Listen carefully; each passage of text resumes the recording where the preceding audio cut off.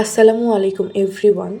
আমি সাধারণত একটা সেশন দেখা গেল সকালে যেটুকু পড়লাম সেটুকুর একটা ভিডিও বানিয়ে আপলোড করি। সন্ধ্যায় যেটুকু পড়ি সেটুকুর ভিডিও বানিয়ে আপলোড করি। বাট আমার যেহেতু এক্সাম এখন এত টাইম নেই, এজন্য চিন্তা করেছি যদি ভিডিও আমি বানাই তাহলে সেক্ষেত্রে সারা দিন থেকে রাত মানে 24 ঘন্টায় কতটুকু পড়াশোনা করেছি এই আপডেটটা একবার একটি ভিডিওতে দিয়ে দিব। তাহলে আমার সময় অনেকটা বেঁচে যাবে। তো বলি, আজ সকাল থেকে শুরু করে এখন পর্যন্ত আমি 7 ঘন্টা 20 মিনিট মতন পড়েছি। যদিও আমার পড়ার কথা ছিল 8 ঘন্টা, কিন্তু তার আগেই আমার সমস্ত যে টপিকগুলো নিয়েছিলাম সে টপিক মোটামুটি ভালোভাবেই সম্পূর্ণ হয়ে গিয়েছে। কিন্তু তারপরেও রিভিশনের উপর রাখতে হবে, কারণ রিভিশন না দিলে আমি ভুলে যাব। তো আমি উঠেছিলাম ঘুম থেকে 5টা 10-এ, দেন নামাজ পড়ে আমি আবার একটু ঘুমিয়ে নিয়েছিলাম, কারণ আমার মনে হলো তখন একটু ঘুমানো আমার প্রয়োজন ছিল। দেন উঠে আমি পড়তে বসলাম।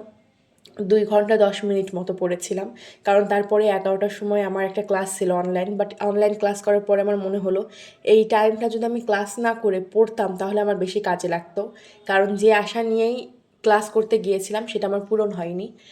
দেন আমি গোসল করে অজু করে বসে আছি, এমন সময় আমার ফ্রেন্ডের মেসেজ আসলো, আমার বেস্ট ফ্রেন্ডের, যে আমাদের একজন আমার ইমিডিয়েট সিনিয়র একজন দাদা মারা গিয়েছেন, মানে আর কি ভাইয়া।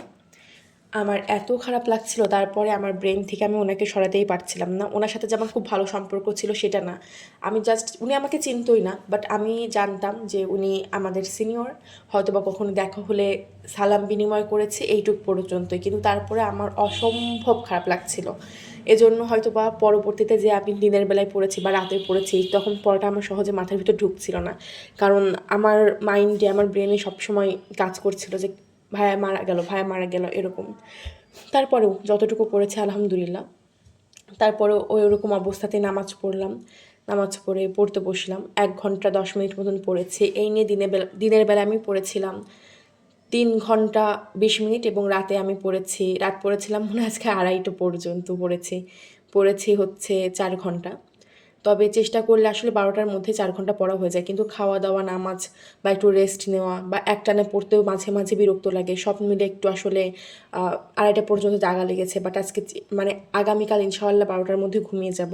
অ্যান্ড যতটুকু টপিক নিয়েছি কমপ্লিট হয়েছে পড়া, এটা নিয়ে আমি খুব খুব হ্যাপি। আর আপনারা সবাই দোয়া করবেন যেন আমার এক্সামটা অনেক অনেক ভালো হয়, প্লাস আমি যেন অনেক ভালো একটা রেজাল্ট করি। তো এই তো ছিল আজ সারাদিনের আমার স্টাডি সেশন। দেখা হবে পরবর্তী স্টাডি ভিডিওতে ইনশাআল্লাহ। ততক্ষণ পর্যন্ত ভালো থাকবেন, সুস্থ থাকবেন, পড়াশোনা করার চেষ্টা করবেন এবং আমার জন্য অনেক অনেক দোয়া করবেন। আল্লাহ হাফেজ।